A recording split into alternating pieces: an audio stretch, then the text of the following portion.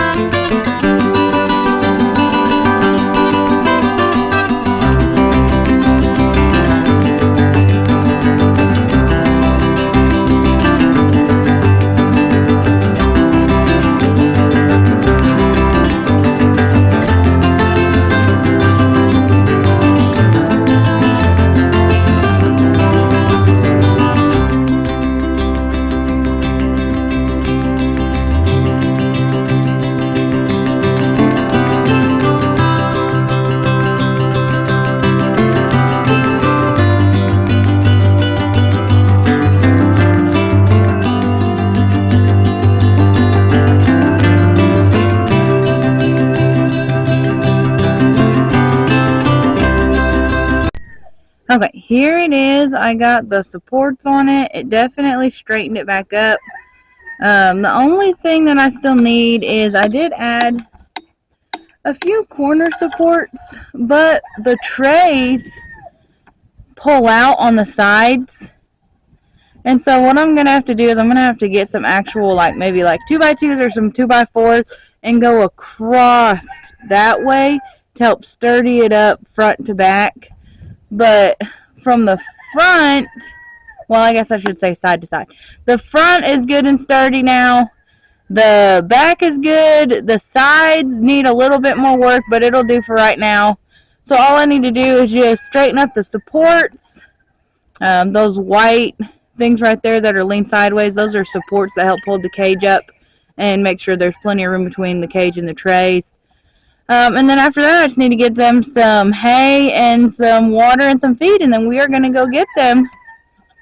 This metal here, I need to fix that. There's holes drilled in them, and they're just like zip tied on there. They're kind of like baby savers.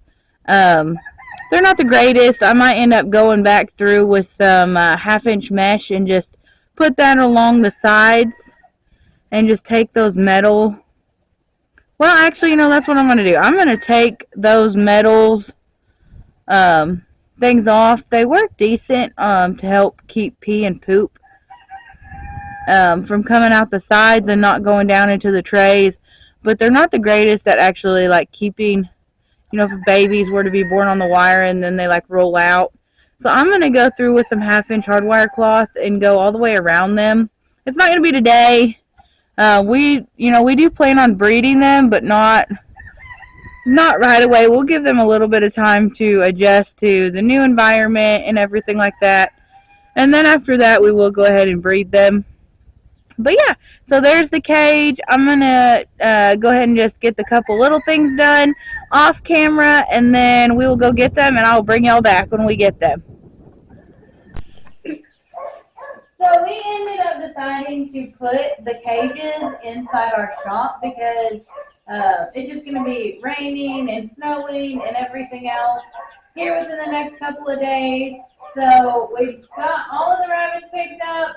We have them all put here in the shop. We'll go ahead and show you guys them. And then we'll bring you back in about a week when we go ahead and try to breed them for the first time. It is right now like peak rabbit breeding season. You don't really want to breed rabbits during the hotter months. One, the bucks can go with like sterile temporarily during the hotter months, and then also you don't want to deal with the flies and the heat. Rabbits just don't do very well in the heat. And so we are going to go ahead and try to get these girls bred. We're going to give them a week to settle in, and then we're going to go ahead and one by one, one day at a time. You don't want to take your rabbits and try to breed them to your buck all in the same day, because bucks do better if you breed him one day and then let him rest throughout the night, and then you can breed him again the next day. But you don't want to try to breed all of your rabbits to the same buck on the same day. It just tends to, he'll produce less sperm and he'll have less time to mature that sperm. And so you just want to give him a little bit of time between each doe. So we'll probably start right here with the first doe. We'll take her in to him. You always want to take your doe to your buck. Does can be pretty territorial over their space. And so we'll take each doe to our buck, like one day will be doe 1 day, and then we'll wait until the next day, and it'll be doe 2, and then the next day it'll be doe 3. They are all 8 months old, so they are ready to breed. They've never been bred before. The girls are a little overweight, and so we are kind of going to put them on a little bit of a diet. Breeding them and having them kindle, which is have baby rabbits give birth kindling, will also help kind of get their weight in check. And so we are going to go ahead, like I said, give them a week to get comfortable with their new environment, and then we will see you back in 1 week to breed them. It has been 1 week since we brought our rabbits home. We brought them home last Thursday, and technically tomorrow is Thursday, which will be 1 week. Today's Wednesday. But we're going to go ahead and try to see if we can't go ahead and introduce one of these does to the butt. I'm going to go ahead and get her, and then we will take her over to the butt, and we'll see what happens. Okay, so this is going to be doe 1. We haven't quite given them names yet. I'm sure we will give them names, sorry. But right now, it's just doe 1, doe 2, doe 3, and doe 4. Sorry, it's kind of a weird angle. But let me bring you guys in to kind of show you.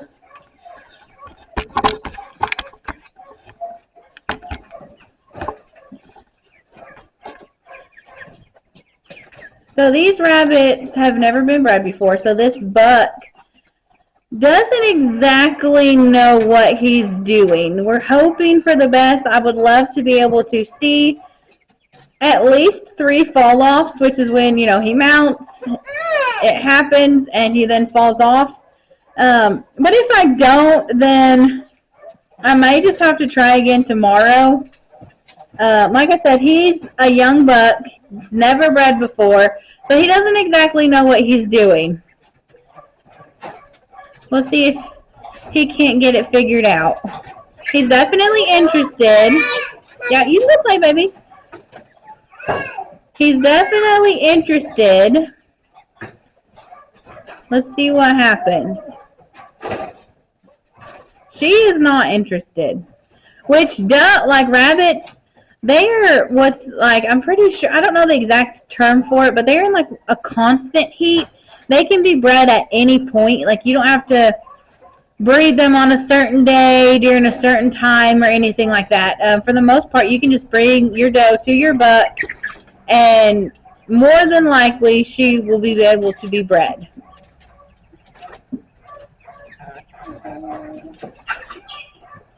He's not exactly figuring it out just yet. Nothing. Y'all go play. It's just a part of life. He's trying to make some babies. Well, we will go ahead and we will give him a couple of minutes, see if we can't, you know, see a fall off. And then we'll just kind of hang around, keep an eye on him throughout the day, see what happens. If we don't see a for sure fall off, we'll probably go ahead and pull her out, wait, you know, a day or two, and then try and breed her again. And like I said, he has no idea what he's doing. That is the wrong end, mister. Hopefully he gets it figured out. But we'll see if we can get them bred today, and then hopefully in a month from now, we will be able to show you guys a video of some little hairless jelly beans. Well, guys, we have tried over the last couple of days to get these does bred, and for some reason, they will just not lift. Our buck is a first-time buck. He's never actually successfully bred any does before. So I did go ahead and put our, well, it's we bought some rabbits that we are the same colored as like wild rabbits, and I call them our beagle rabbits because that's what we use to train our puppies and stuff like that. And we did get a buck and a doe of those, and they're brown and they look just like wild rabbits, but they're bigger because they're domesticated. Anyways, I ended up putting that doe because that's a proven doe. She's had 1 litter before now, and so she kind of knows what she's doing. And with our California buck, and he did finally get a fall off, and so then I left them together for about 30 minutes, and he just, you know, he got quite a few fall offs, and so I'm hoping now tomorrow I'll be able to start putting these does back in with him, and hopefully they'll lift now that maybe he knows what he's doing a little bit better. I don't know, I've never had does before that have not lifted, and it's not just like one of them, it's all 3 of them will not lift. Actually, this doe in the middle, you can't see her because of the angle, but she's aggressive, and I've never had an aggressive doe before. She bites, and I've been calling her Miss Piggy because she like snorts, like Yeah, it's crazy. Anyway, so hopefully now that the buck knows what he's doing, we will give them a couple more tries. If he doesn't get them, then we are going to go ahead and just start using our Beagle Rabbit buck, which is, I know he's a Flemish Giant mix. I think he's like a New Zealand Flemish Giant mix. He's just like a mutt rabbit. And I'm going to go ahead and see if I can't use him to breed with them, because at this point, I really don't care if they're pure Californians. More or less, I'm just wanting some baby bunnies to raise out so we can get that meat in the freezer. So if you guys know maybe why these does are not wanting to lift to breed, I mean, they are 8 months old. They are a little overweight. I did ask the breeder that we bought them from if they were possibly bred, and maybe that's why they're not wanting to breed. And he said no, that they've never been in with a buck, and so there shouldn't be a chance that they are bred. So hopefully, with just in the next couple of days, just taking them to the buck over and over again, they'll kind of just get used to him maybe and want to lift for him. If not, I don't know. Maybe some of y'all who, maybe raise meat rabbits have some suggestions. If you do, leave them in the comments below, because I'm dumbfounded. I have no idea why these girls aren't wanting to breed. Is it, I don't know. I mean, they should be, they're 8 months old, so they should be ready to go. So if you know, let me know. It would be great if you could pass that knowledge along. But anyways, thank you guys so much for watching our videos. We are so excited to add these rabbits to our farm, and hopefully in the future we will be building an actual rabbitry. I think we've kind of talked more or less that we are going to go ahead and keep meat rabbits, whether we take the beagles rabbit hunting or not, just because that is more of a more secured source of meat, and we know for sure that it's there and we can use it and utilize it. And so yeah, thank you guys so much for watching.